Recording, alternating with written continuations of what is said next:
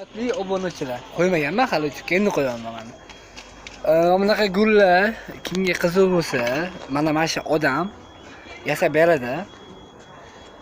Narxlari arzon. Mana hozir yana bitta gulimiz yasalish jarayonida. Mana optimida bunaqa gullar.